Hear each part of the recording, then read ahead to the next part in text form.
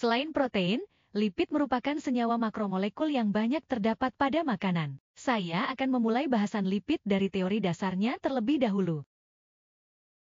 Di bagian ini, kalian bisa melihat sebuah video seseorang sedang memasak daging sapi dengan cara dibakar. Selama proses pembakaran, kita bisa melihat terjadi perubahan warna dan tekstur daging. Orang tersebut juga menambahkan daging yang banyak mengandung lipid. Bukankah makanan tersebut terlihat menggiurkan? Lipid memiliki dua fungsi pada makanan. Pertama, lipid berkontribusi pada rasa, aroma, dan tekstur makanan. Kedua, lipid juga berkontribusi pada nutrisi makanan.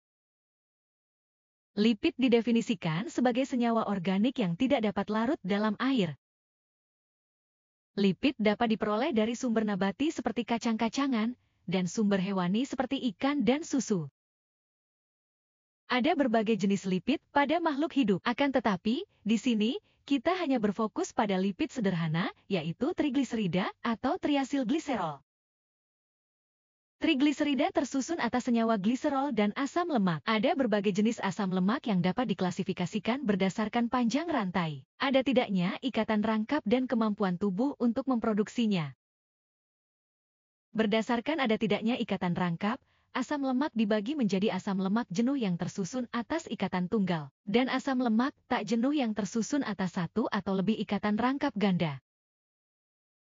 Asam lemak memiliki panjang atom karbon yang bervariasi dari 2 atom karbon yang terpendek hingga 24 atom karbon yang terpanjang. Panjang pendeknya atom karbon mempengaruhi sifat fisik, salah satunya titik lebur lemak pada bahan pangan. Selain itu, sifat fisik juga dipengaruhi oleh ada tidaknya ikatan rangkap ganda pada asam lemak.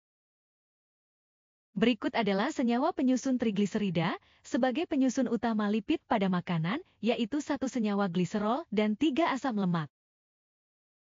Senyawa-senyawa tersebut mengalami reaksi hidrolisis untuk membentuk trigliserida dengan melepaskan 3 molekul air.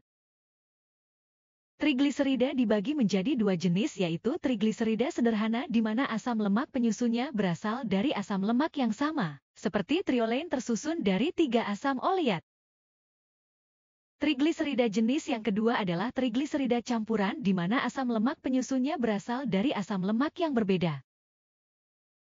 Berdasarkan sifat fisiknya, lemak dan minyak murni tidak memiliki warna, bau dan rasa. Apabila lemak atau minyak memiliki warna, bau, atau rasa, maka lemak atau minyak tersebut tidak murni, di mana ada senyawa organik yang ada di dalamnya, seperti mentega yang berwarna kuning karena kandungan senyawa beta-karoten. Sifat fisik lainnya adalah titik lebur. Semakin panjang rantai karbon asam lemak penyusunnya, maka semakin tinggi titik leburnya. Adanya ikatan rangkap ganda dapat menurunkan titik lebur asam lemak. Suatu bahan pangan yang banyak mengandung asam lemak tak jenuh akan cenderung berbentuk cair pada suhu ruang atau disebut dengan minyak. Seperti minyak nabati yang kaya asam oleat dengan titik lebur di bawah suhu ruang. Sedangkan bahan pangan lain, seperti daging, cenderung memiliki banyak lemak jenuh sehingga berbentuk padat pada suhu ruang atau disebut dengan lemak dan baru akan meleleh pada suhu 69 derajat Celcius.